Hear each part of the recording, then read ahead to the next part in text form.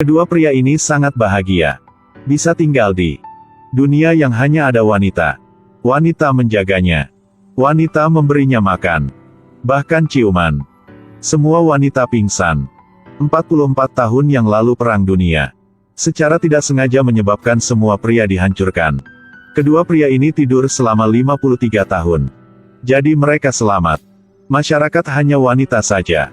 Mengandalkan reproduksi aseksual untuk mempertahankan kehidupan setelah kematian. Pria itu tidak lagi efektif. Albert tenggelam dalam kesedihan atas kehancuran dunia lama. Di balik Max sangat senang. Di mana-mana juga ada perempuan cantik membuat mata dia bersinar. Dia juga memanfaatkan pengamat Lamia. Buat Lamia takut. Legenda mengatakan berciuman itu jorok. Lalu dia mendorong Max yang ingin menggerakkan tubuhnya. Setelah sentuhan bibir ini membuat jantung Lamia berdebar. Kemudian keduanya dibawa ke pemimpin.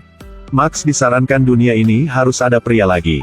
Menerapkan rencana rehabilitasi pria. Pemimpin segera menolak. Pada saat yang sama buah di pohon suci dimakan oleh dua orang. Dalam kemarahan mengunci mereka berdua. Albert baru menyadarinya sekarang. Tidak mungkin mereka bisa bertahan hidup di dunia ini. Harus lari keluar. Max tidak tahu. Lamia terangsang secara seksual olehnya. Hanya menggunakan obat-obatan yang tidak terkendali. Jadi dia pergi mencari wanita tertua. Bertanya tentang urusan pria. Wanita mengatakan mereka dapat membawa dunia kembali normal. Lakukan yang terbaik untuk menyelamatkan mereka. Di sisi lain dua orang menyabotase sirkuit.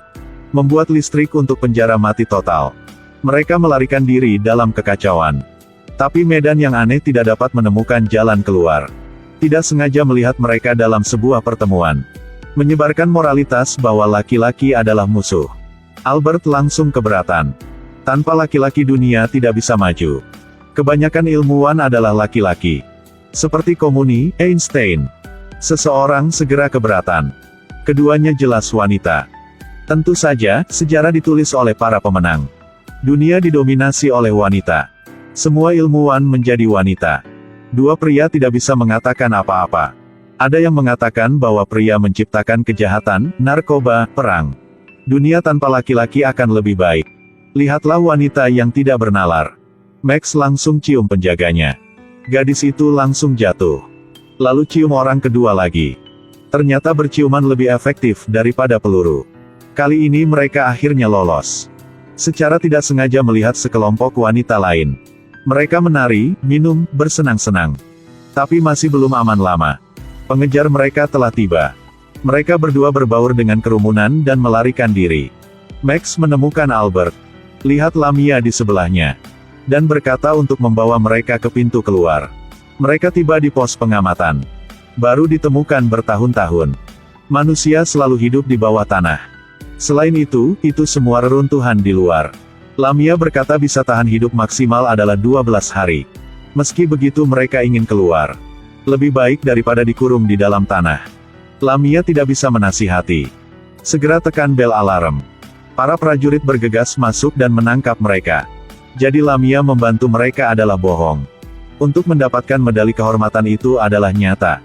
Tetapi ketika Lamia mengetahui bahwa mereka akan dioperasi menjadi transgender, pria akan benar-benar hilang di dunia. Sangat menyesal dalam hati. Bak Sitrong Pong M Chung Kong Nuong Tai. Dokter di ruang operasi juga tidak toleran. Ternyata tahun itu karena demi uang. Meninggalkan istri dan anak-anaknya untuk berpartisipasi dalam kegiatan hibernasi. Selama bertahun-tahun, kebencian yang terkandung di dalam hatinya. Dia ingin membalas dendam untuk ibunya. Max juga ingin bermain game kesayangan keluarga. Dokter tidak tertipu. Ketika dua orang putus asa, Lamia berpura-pura menjadi perawat yang menyusup. Dia memecahkan lampu ruang operasi. Saat kekacauan membawa mereka pergi.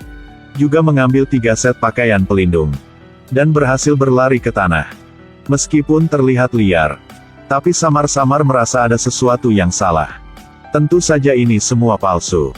Setelah menggunakan pisau untuk memotong tirai, cahaya menyilaukan mengalir masuk.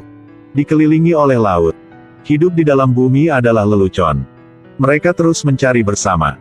Pergi melalui padang pasir dan pergi melalui hutan. Saat kehabisan oksigen, mereka telah melihat burung. Berarti tidak ada radiasi.